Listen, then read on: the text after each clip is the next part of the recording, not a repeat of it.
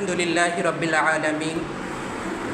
আলহামদুলিল্লাহ শব্দের অর্থ হচ্ছে সমস্ত সুন্দরতম প্রশংসা। সাধারণ প্রশংসা তো সকলেরই করা যায়। কেউ আমার জন্য উপকার করলো, আমি বললাম যে ভাই আপনাকে ধন্যবাদ, এটা সাধারণ প্রশংসা নয়। সবচেয়ে সুন্দরতম প্রশংসাগুলো আল্লাহ এর জন্য। রব্বুল আলামিন, যিনি জগৎসমূহের রব, প্রতিপালক। রব শব্দের অর্থ যিনি আমাকে লালন পালন করেন, যিনি জগৎসমূহকে লালন পালন করেন, তার জন্যই সমস্ত সুন্দরতম প্রশংসা। সূরাতুল ফাতিহার প্রথম অথবা দ্বিতীয় নম্বর আয়াত। যদি বিসমিল্লাহির রহমানির রহিমকে প্রথম আয়াত ধরি তাহলে এটা দ্বিতীয় নম্বর আয়াত। আশহাদু আল্লা ইলাহা ইল্লাল্লাহ, আমি সাক্ষ্য দিচ্ছি যে, আমি এই কথা সজ্ঞানে বুঝে প্রচার করছি যে আল্লাহ ব্যতীত সত্য কোনো উপাস্য নেই। ওয়া আশহাদু আন্না মুহাম্মাদান আবদুহু ওয়া রাসূলুহু, এবং আমি এটাও প্রচার করছি, এটাও দাবি করছি, কোনো ধরনের সংশয় ছাড়া প্রচার করছি, মুহাম্মদ হচ্ছেন আল্লাহর একজন দাস এবং তার একজন রাসূল। ইয়া আইয়ুহাল্লাযীনা আমানু ইত্তাকুল্লাহ, ওহে যারা ঈমান এনেছেন তারা আল্লাহকে ভয় করুন। হাক্কা তুকাতিহি ওয়া লা তামুতুন্না ইল্লা ওয়া আনতুম মুসলিমুন, ভয় করার মতো ভয় করুন এবং মুসলিম না হয়ে মৃত্যুবরণ করবেন না।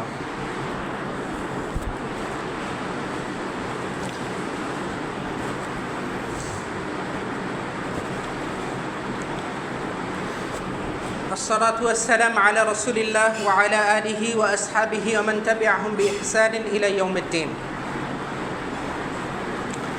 সম্মানিত মুসল্লিগণ, সম্ভবত আজকে অথবা কালকে বাংলাদেশ বা মুসলিম বিশ্বের বিভিন্ন অঞ্চলে ঈদে মিলাদুন্নবী নামে একটি উৎসব পালিত হবে। আমি জানি না এখানকার মুসল্লি ভাইগণের অবস্থা কী। অবস্থা বুঝলে খুতবা দেওয়াটা সহজ হয়। এখানে আসলে ঈদে মিলাদুন্নবীর প্রতি আসক্তি কেমন আছে, কী সমাচার, যেহেতু জানা নাই। তবে মোটের উপর আমি ঈদে মিলাদুন্নবী নিয়ে কথা বলবো, আমার তাওফীক ইল্লা বিল্লাহ। মানুষের মধ্যে এখন সহিষ্ণুতা এগুলো অনেক কমে গেছে। আর ঈদে মিলাদুন্নবী বা এই মানে যাদের ব্যাপারে আমি কথা বলতেছি, মানে বলতে যাচ্ছি, অর্থাৎ পীরপন্থী তরিকাপন্থী লোকগুলো, এই মানুষগুলো অনেক সময় সরাসরি শারীরিক আঘাত করে বসে। সেই কারণে আমি কিছু ভূমিকা কথা বলতেছি। কারণ কিছুদিন কয়েক মাস আগে দেখেছিলাম একজন মাদানী আলেমকে খুতবার পরে একজন ছুরি দিয়ে আঘাত করেছিল, রক্তাক্ত করেছিল। কারণ তারা নবীজির সম্পর্কে এমন কিছু ধারণা করে এই তরিকাপন্থী লোকগুলো, যেগুলো আসলে বাস্তবতার সাথে সামঞ্জস্যপূর্ণ নয়, নবীজিও বলেননি।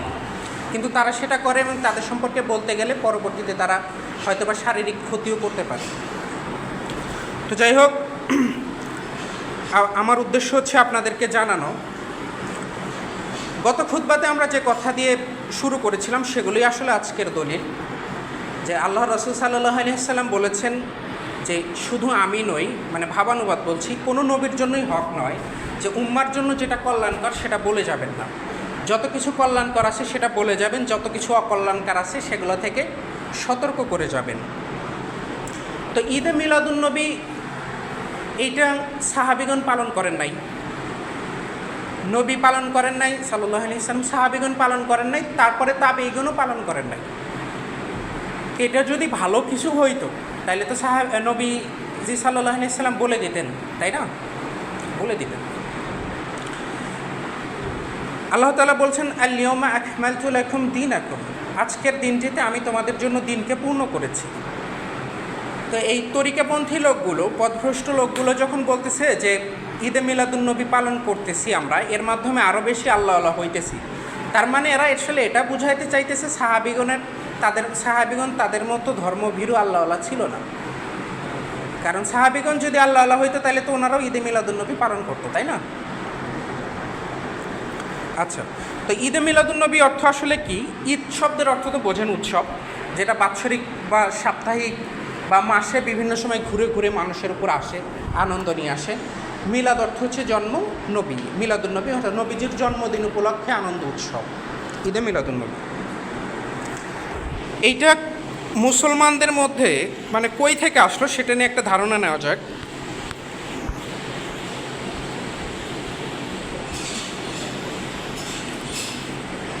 সর্বপ্রথম হিজরি ৪র্থ শতাব্দীর শেষ দিকে মিশরে ফাতেমি শিয়া সাম্রাজ্যে সর্বপ্রথম এই বিদাতের উদ্ভব ঘটে।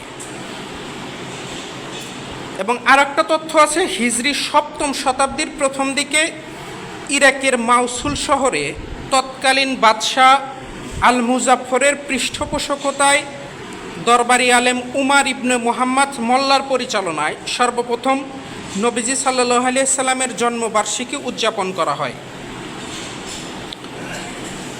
তো মোটামুটি ৫০০ বছর পর থেকে নবীজির নামে জন্ম উৎসব পালন করা হয়, এর আগে করা হতো না। এখন এটা যদি কল্যাণকার হইতো নবীজি তো বলে যাইতেন, সাহাবীগণ পালন করতেন, তাই না? কিন্তু ওনারা করেন নাই।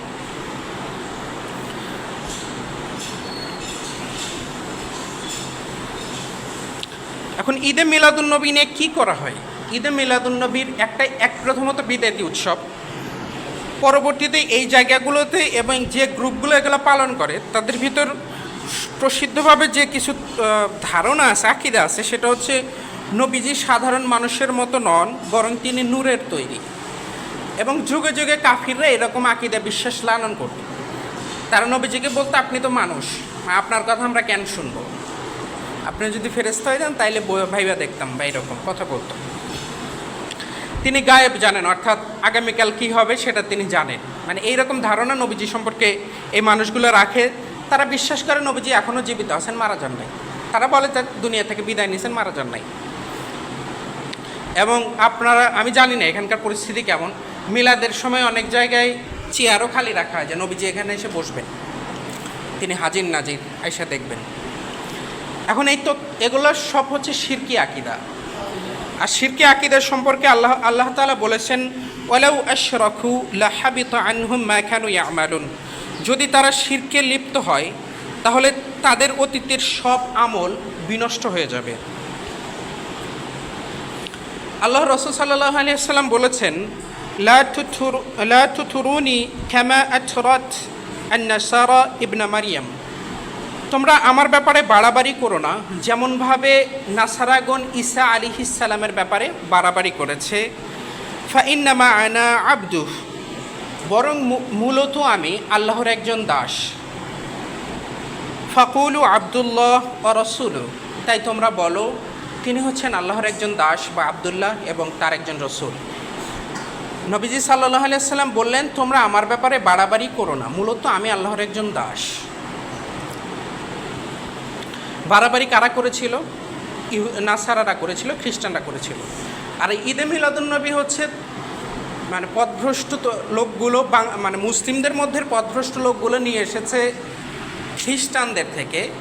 নাসারারা ঈসা আলাইহিস সালামের জন্মদিন পালন করে, সেখান থেকে কপি করে তারাও জন্মদিন পালন করে, নবীজির জন্মদিন।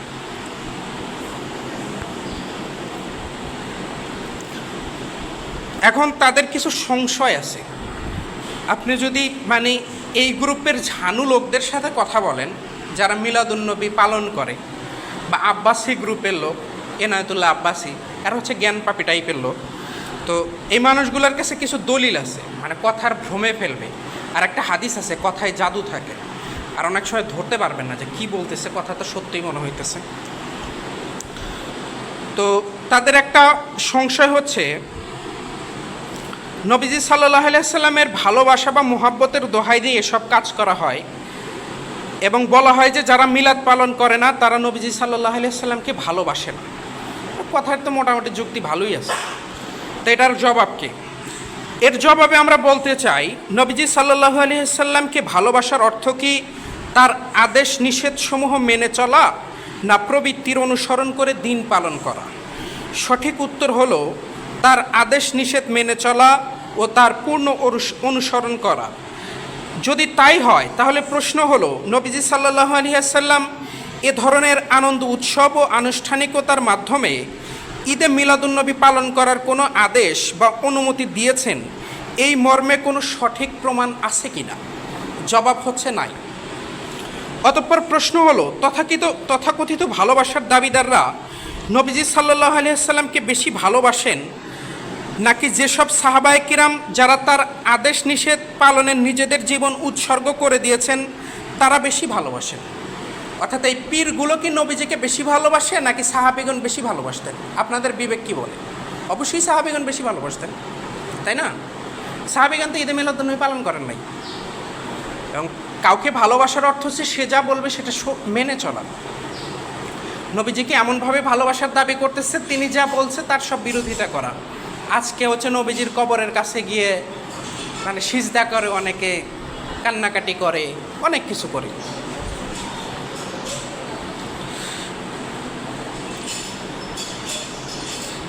তাদের দ্বিতীয় সংশয়, মানে যারা জ্ঞানপাপী লোক রয়েছে তাদের মধ্যে তাদের আর একটা দ্বিতীয় সংশয় হচ্ছে, আবু লাহাবের মৃত্যুর পর তাকে স্বপ্নে দেখে জিজ্ঞাসা করা হলো, আপনার অবস্থা কীরূপ?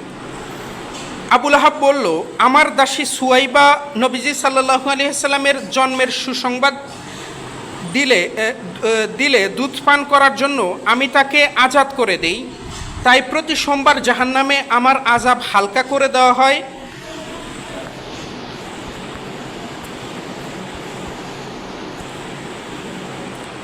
এবং আমার দু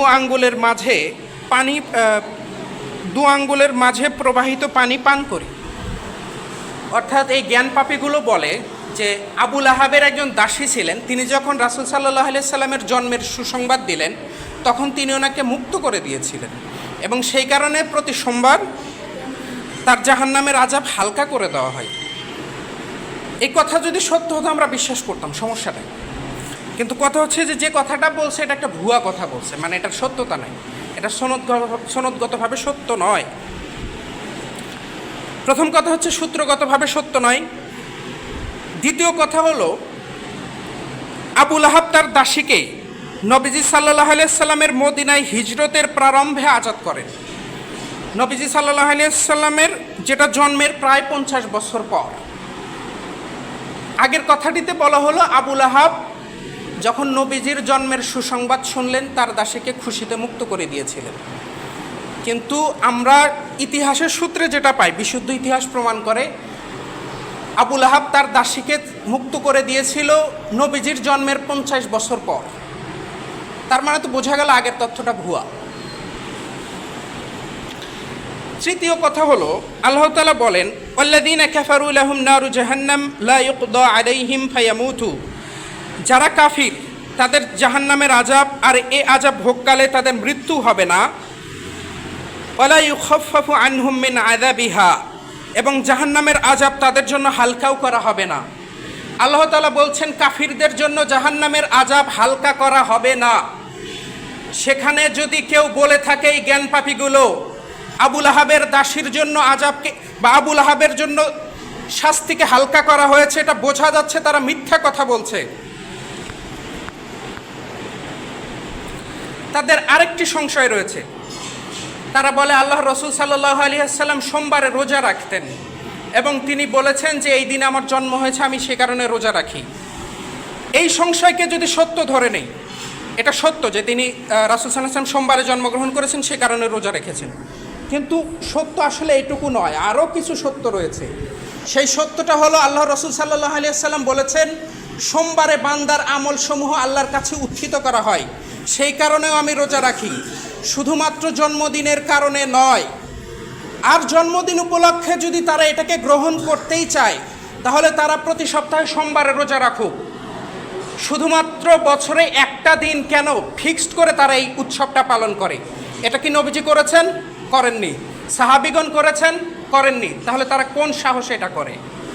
তারা যদি নবীজিকে ভালোবাসে তারা সোমবারে রোজা রাখুক, এটা নিয়ে আমাদের আপত্তি নাই, এবং এটা আমাদের সকলেরই উচিত সোমবারের রোজাটা রাখা।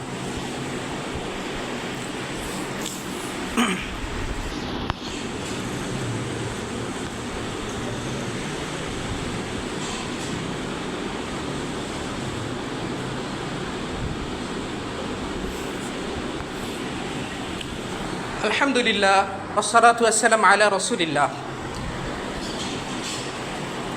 আমরা তাদেরকে আরও বলতে চাই, নবীজি সাল্লাল্লাহু আলাইহি ওয়াসাল্লাম সোমবার দিন বা জন্মদিন উপলক্ষে যদি আমরা ধরেও নেই তাহলে সেটা প্রতি সপ্তাহে ছিল এবং সেটা রোজা ছিল। আপনারা আজকে তো রোজা রাখেন না, আজকের দিনে আপনারা জিলাপি বা বিভিন্ন ধরনের খাওয়া দাওয়ার অনুষ্ঠান পালন করেন। আনন্দ উল্লাস করেন, এইটা কোন ধরনের মিল হলো নবীজির সাথে? এ ব্যাপারে আমি স্মরণ করিয়ে দিতে চাই, আল্লাহ রসুল সাল্লাল্লাহু আলাইহি ওয়াসাল্লাম বলেছেন, মান রাগিবা আন সুন্নতি ফালাইসা মিন্নি, যে আমার সুন্নত হতে বিমুখ হবে সে আমার অন্তর্ভুক্ত নয়। কথাটি সাধারণভাবে নেবেন না ভাইরা আমার, যে আমার সুন্নত হতে বিমুখ হবে সে আমাদের অন্তর্ভুক্ত নয়। নবীজি সাল্লাল্লাহু আলাইহি ওয়াসাল্লাম বলেছেন, এই পীরগুলোর ভাবা উচিত তারা যে নবীজির সুন্নত থেকে বিমুখ হলো, তারা কি এই উম্মাতের অন্তর্ভুক্ত থাকতে পারতেছে কিনা, তাদের নিজেদের মনে নিজেদের প্রশ্ন করা উচিত। আল্লাহ তাআলা বলেছেন, আমা আতাকুমুর রাসূলু ফাখুযুহু, আর রাসূল তোমাদের যা দিয়েছেন তা তোমরা গ্রহণ করো। আমা নাহাকুম আনহু ফাংতাহু, এবং যা নিষেধ করেছেন তা থেকে বিরত থাকো। আল্লাহ তাআলা আরো বলেন, ফালইয়াহযারিল্লাযীনা ইউখালিফুনা আন আমরিহি, যারা নবীজির পথের বিরোধী, আন তুসিবাহুম ফিতনা আও ইউসিবাহুম আযাবুন আলিম, তাদের হুঁশিয়ার হওয়া উচিত। আল্লাহ তাআলা বলছেন, যারা নবীজির পথের বিরোধী তাদের হুঁশিয়ার হওয়া উচিত যে তাদের ফিতনায় পেয়ে যাবে অথবা যন্ত্রণাদায়ক আযাব তাদেরকে গ্রাস করবে। এই আয়াতের আর কোনো ব্যাখ্যার প্রয়োজন আছে? আল্লাহ তাআলা বলছেন, যারা নবীজির বিরোধিতা করে তাদের হুঁশিয়ার হওয়া উচিত, তাদেরকে ফিতনা গ্রাস করবে অথবা তাদের উপর আযাব আসবে। আল্লাহ রাসূল সাল্লাল্লাহু আলাইহি ওয়াসাল্লাম বলেছেন, মান আহদাথা ফি আমরিনা হাযা মা লাইসা ফীহি ফাহুয়া রাদ্দুন, যে আমাদের দিনে এমন কিছু উদ্ভাবন করলো যা তাতে নেই তা প্রত্যাখ্যাত।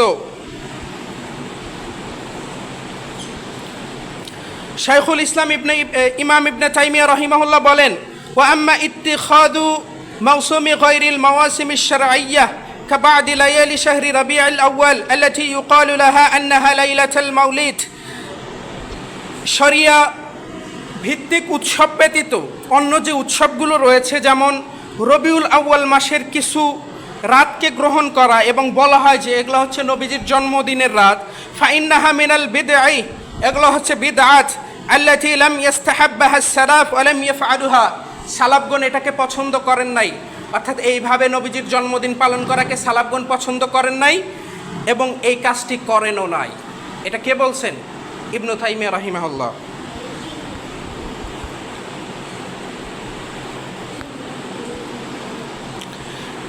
আমরা শেষ করব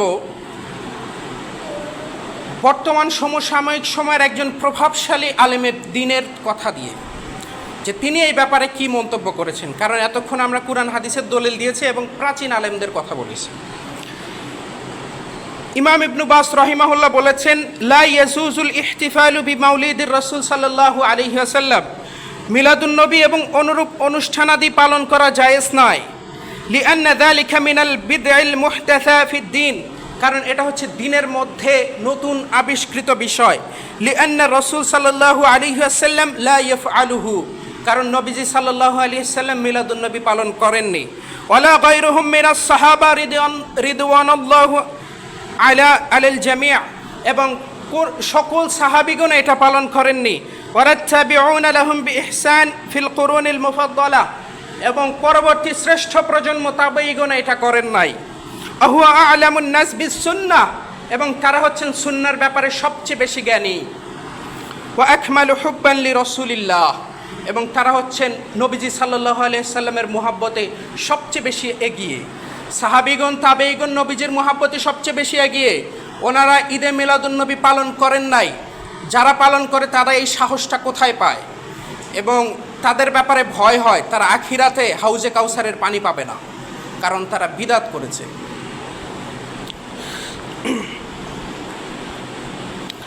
শয়তান বলেছিল আল্লাহ তাআলাকে, আল্লাহ তাআলা সেই কথাটি বলেছেন, মানে শয়তান বলেছিল, আল্লাহ তাআলা কুরআনুল কারীমে সেই কথাটা উদ্ধৃত করেছেন। ক্বালা রাব্বি বিমা আগাইতানি, সে বলল, হে আমার রব, যে অপরাধের কারণে আমাকে পথভ্রষ্ট করেছেন। শয়তান বলতেছে, আমি অবশ্যই আদম সন্তানদের জন্য পৃথিবীতে সেটাকে চাকচিক্য করে তুলব, অর্থাৎ পথভ্রষ্টতাকে চাকচিক্য করে তুলব এবং তাদের সকলকে পথভ্রষ্ট বা গুমরা করে ফেলব। এটা শয়তান প্রতিশ্রুতি দিয়ে এসেছে আল্লাহর কাছে।